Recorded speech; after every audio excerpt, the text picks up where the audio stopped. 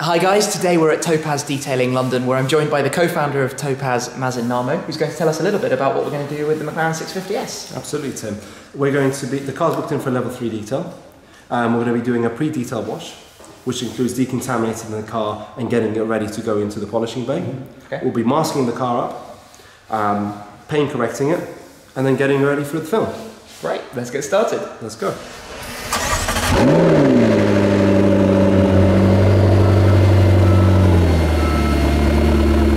First stage of this process is to bring the car into the wash bay.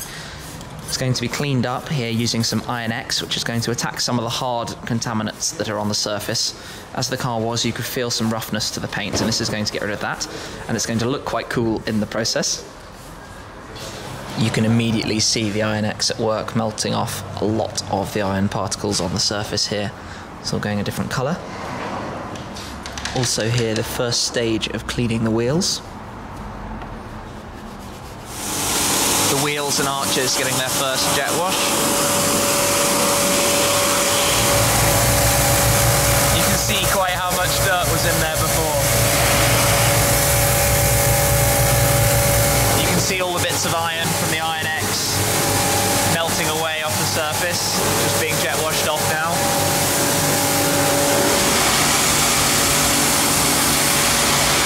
The car's just going to be moved back a touch so that the wheels can be attacked from another angle.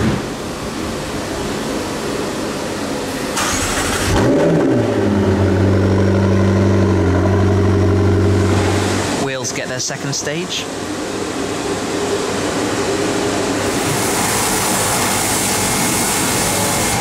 Next up, we're going to dry steam the engine bay, which is the ultimate way to degrease it.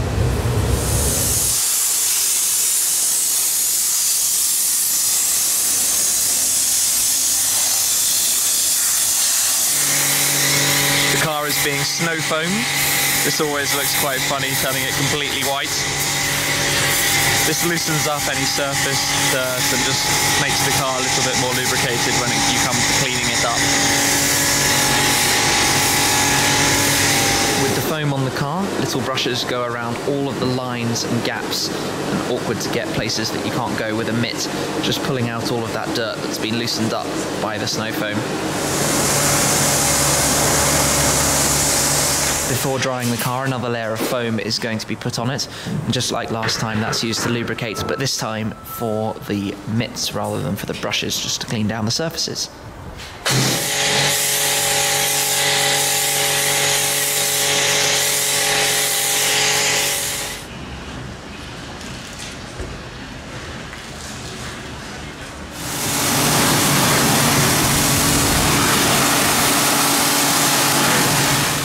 Some glass touch is being applied to the surface so that it's lubricated, ready for claying. The entire car is going to be clayed before it gets dried off.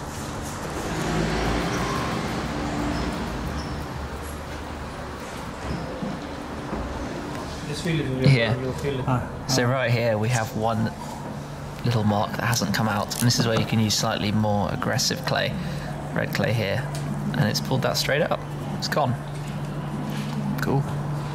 Drying of the car is done in two parts. First is using very, very specific microfiber cloths that obviously don't cause any damage to the surface.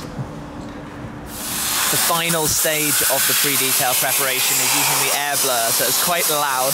This goes around all of the lines of the car, just getting out all of the remaining water. The second man going around behind, just cleaning that up as they go.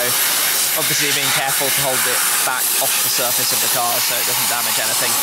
After this, we will be able to take a look at the current state of the paintwork.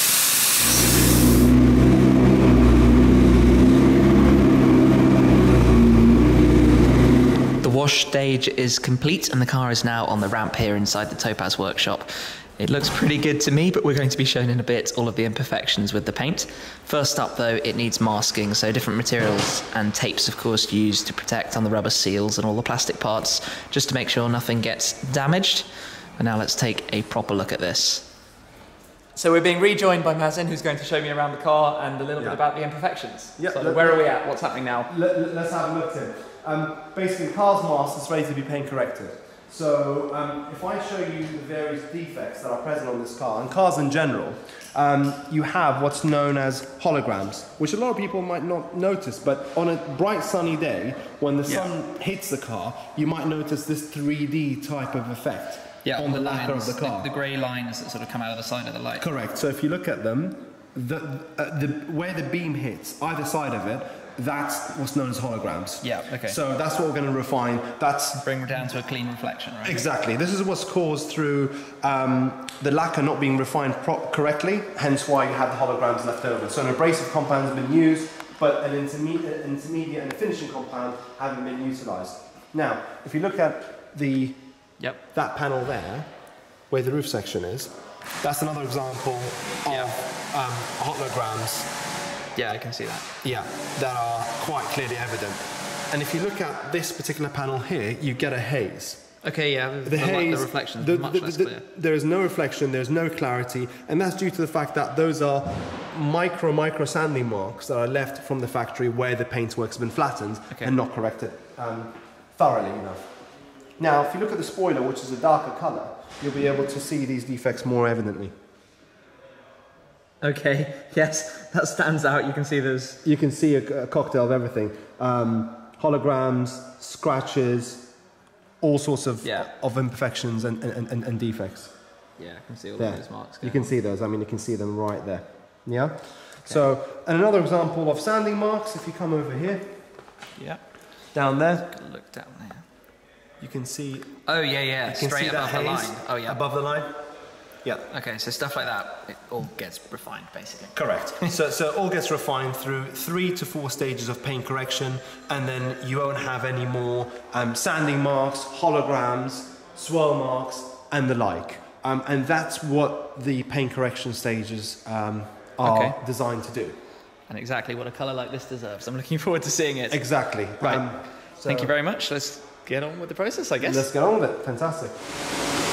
So there are 3 stages to the machine polishing on the car. You've got cutting, refining, and finishing. First up, cutting with the more coarse brush.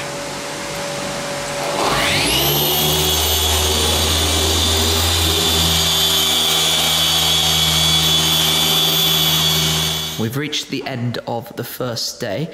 I've got a torch here. Let's have a look immediately. You can see much cleaner reflections off the bonnet there. You can see the bulb of the torch perfectly. Just as a reminder, if I come back round, you can see here holograms. There we go. Big difference. Whole car is going to be so tidy at the end of this. I'm going to leave the car here, and while I'm here, let's have a quick nip around, because we've also got some other cool toys here. Veyron there. This awesome Zonda 760 Roadster here. Squeeze it down the side. McLaren F1 GTR. All cars in for work here at Topaz. Very clean engine bay on that Bentley. And in the paint protection room, we have the McLaren P1 and a Speciale being paint protected up there. So it's pretty cool in here at Topaz. Lots going on. Anyway, we'll leave it for day 1 and return again to continue on the McLaren in the morning. Day 2 at Topaz, and we're on to the second part of the machine polishing. This time round, the brush is a more refined, finer pad, so it just refines things yet further. You can see as we look at the front here where it's already been done, but not yet wiped down, and that's from the last round, although the whole car just looks incredible. If I come around and show you the spoiler, where we had some horrible issues before, significantly improved, although more work still to be done. It takes quite a few hours going around the car to do this. A lot of people might be wondering why the factory doesn't do it or so on, but quite frankly, a machine can never have the same effect as a man working on it manually. And given the hours, companies just don't put it in at the factory. Although many have connections and setups to do it, but Topaz do a fantastic job. So it's a bit more carrying on with this for the next few hours before we take a look at the improved paint surface.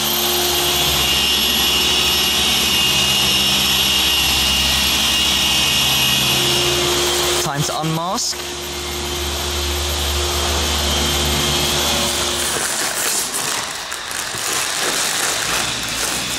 Next is to go over the entire car with a microfiber, wiping off all of the compound that's left from the machine polishing.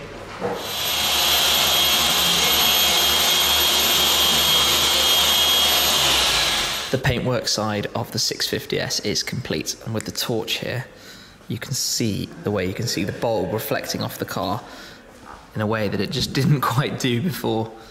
Very clean there on the carbon. Let's come and look around here. This was particularly troublesome before. Much better. Look at that. What about on the buttresses? Because those weren't very good before either. Much, much better reflections. I suppose the camera won't quite show it, but the whole car just looks so bright and sparkly. The lighting in here is all set up for bringing out any issues. But it's so vibrant, and there's lots and lots of yellow pearlescent flake going on in the car. But that is it for this stage. The car's now going to head over to the other side over there for paint protection film, and then we'll carry on with the detailing when the film is applied so that we can get going with all of the interior side of things and just final touch up. So let's get it over to protection.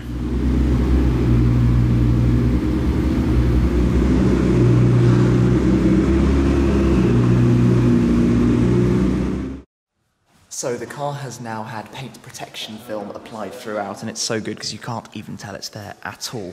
Every panel is protected by film, even the headlights, all of the carbon parts and everything else. So continuing with the detailing and cleanup process. The tyres and wheels have been looked at. The interior is being completely done. Every surface brushed down, cleaned, prepared. Getting it looking absolutely spotless. Tyres are dressed, windows are cleaned, and this is probably the cleanest this McLaren 650S is ever going to look. It's truly fantastic how good the car is looking. We've shown you the entire process, so you've been able to see the differences already, but it's amazing. And with all of the lighting in here, you can see every reflection. So much cleaner and more precise than they were before. Especially on the carbon. The carbon fibers made by far the biggest difference. And of course we now have my number plate on the car, which is pretty cool. But it's looking wonderful. And the protection film, you can't even tell it's there. And obviously I'm going to show you that process in an entirely separate piece. But just look at that reflection of the lights on the bonnet. Perfect. Only downside is after this year's adventures, it's probably going to pick up a little bit more grime, so I might have to come back here to Topaz, but for now, it's looking truly amazing. Absolutely amazing. A big thanks, of course, to Topaz for letting me film the process and show you guys. It's not strictly a how-to, but, you know, just showing you what goes into making a car like this get the finish it deserves. So yeah, hope you enjoyed seeing that. Thanks again to everyone involved. So cool, can't wait to get the car out on the road through this year, and then inevitably back here to get it tidied up again afterwards. But thank you very much for watching. I will catch up with you again very soon. Cheers.